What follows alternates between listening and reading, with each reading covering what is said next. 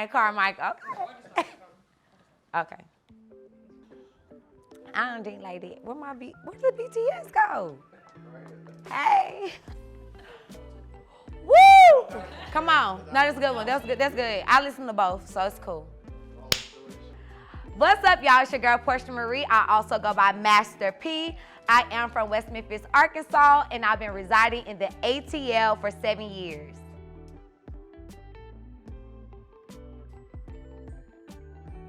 I am the CEO and founder of the PM Firm and Dope People Meet. The PM Firm is a boutique entertainment marketing company based out of Atlanta, Georgia, and Dope People Meet is an event curation platform where creatives meet.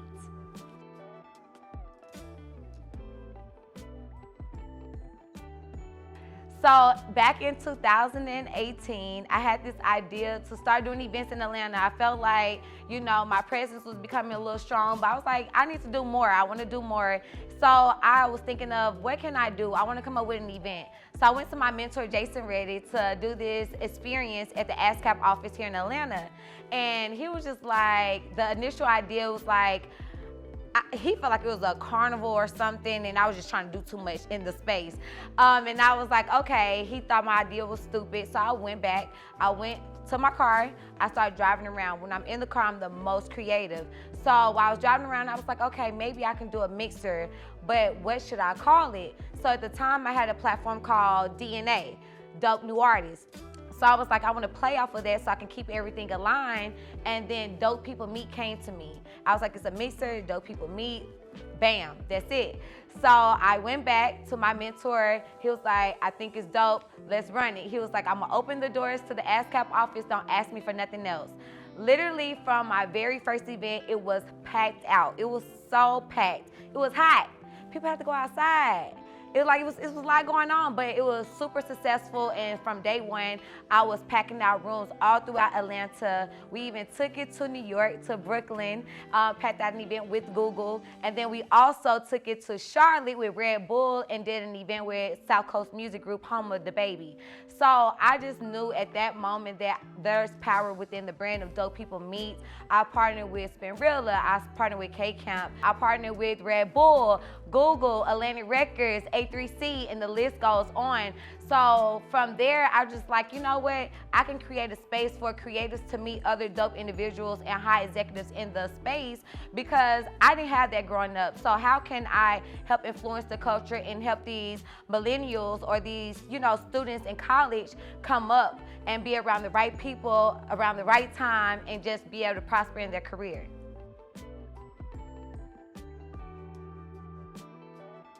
So before the pandemic, I started this pop-up tour. As I mentioned earlier, I went to New York. I did hella activations in Atlanta. Then we took it to Charlotte. So right after Charlotte, we did that in February. The pandemic hit in March. We was getting ready to do a tour in every major city and even take it to Canada. So because of the pandemic, I had to shift. Luckily for me, I was ahead of the curve. In January of 2020, I had started the online process of creating these experiences of webinars for Dope People Meet. And so from the webinars, we transitioned into these lives. It was, where on each Thursday, I would have people rep themselves. So it was like, rep yourself. So wherever you was from, you had the chance to speak for 30 seconds to rep who you are, where you from, and what you do. So that was a way for me to stay connected with the culture during the pandemic. And so from that, we just launched our very first Dope People Meet dinner party, which is more intimate. It's not as big as the events we were doing before, but it's a way for creators to come into one space. People that are maybe with Sprite, Pepsi, Coke, they might be with Grey Goose, whomever, and we are basically coming together and figuring out how can we create these dope activations in an intimate space, but also influence the culture and impact them in a more intimate environment before we go back into the greater events. So for me, during the pandemic, I was able to transition because I was ahead of the curve, okay? That's important. I was ahead of the curve, and so I was able to migrate magnificently, and honestly, that was like the best year I ever had in my life.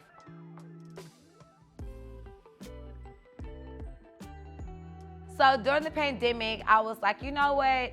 I want to do more than just like the online events we were doing on Instagram. So, it came to me for the 4th time. If you know me, I'm a person of signs. If something comes to me 3 times, then that means I need to do it. But this particular time, I ignored it. But the 4th time it came to me, my mentor by the name of KD Bo, he went live with me while I was on Instagram Live and was like, have you ever thought about doing a podcast? I was like, it has came to me 3 times, but I've ignored it because I need to understand how it can make me money. I feel like if it don't make me money, it's wasting my time. And so, he was like, if you had a podcast, what would you call it? And I think I was like stuck. I was like, I don't know, because I was trying not to feed off of Dope People Meet. I was gonna try to make it something more like along the same lines, but a little different. But he was like, no, Porchia, Dope People Meet podcast. I was like, perfect. He was like, come check out the space. I think you'll love it. I went, checked out the space the next day. I was in love. And we put together a really dope production deal. And my very first season, I had B. Simone. I had J1 from Pandora. I had Island Prolific with Chris Jones from Atlantic Records. I also had my favorite episode of all times because it was a very exclusive episode. Nobody has this episode. Nobody has this content but me, with Pretty V and Daisy Banks for the very first time coming together. I also had Set by Sky. I also had Ja'Cory.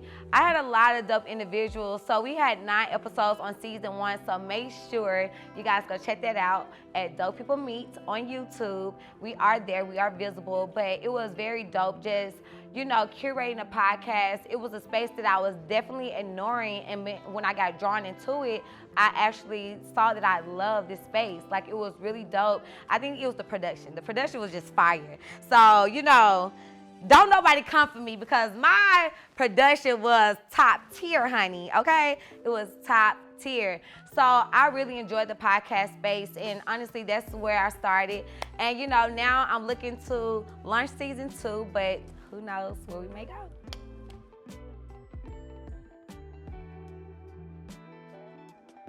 I feel that my purpose in life is to bless other people, is to transform other people's lives.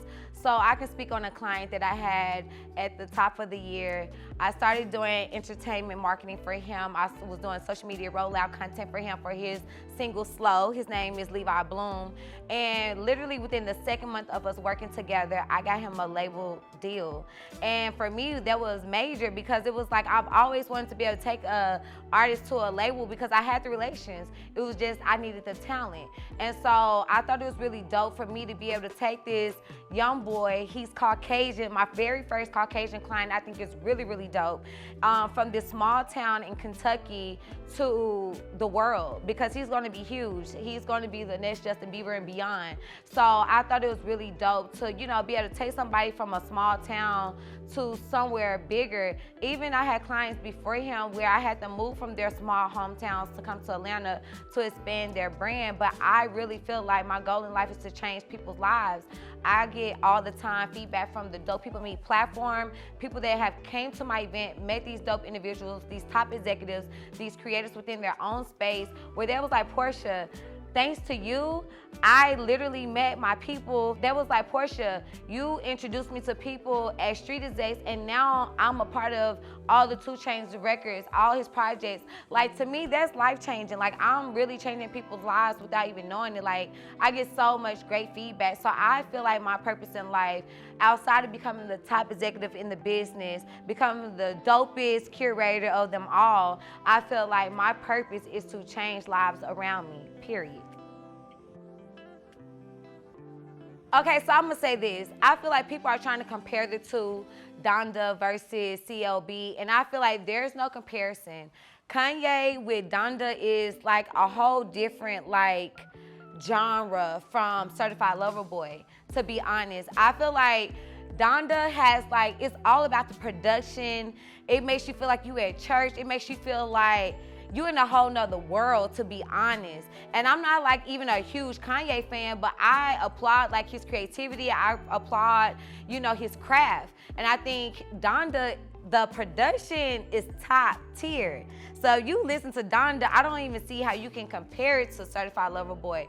Certified Lover Boy is like, you know, the Instagram quotes and, you know, status and whatever. You want to make sure your boo understand where you coming from, like, you know, all that. So I feel like Drake is in his own lane. I don't even understand why Kanye trying to compete with him. Stay in your lane, let Drake stay in his lane, because y'all are in two different lanes. Drake is that nigga. I mean, just period. Drake is fire. Like, I just feel like his album, just running it from top to bottom, it's just like, oh, I feel that. Like, he giving me the perspective from a man's point of view. Like, he's giving me the perspective from a lover. You know, I'm a lover. If you know me, I'm a lover. So I feel like I resonate with Drake's music and Kanye music way differently than what people are trying to compare it to.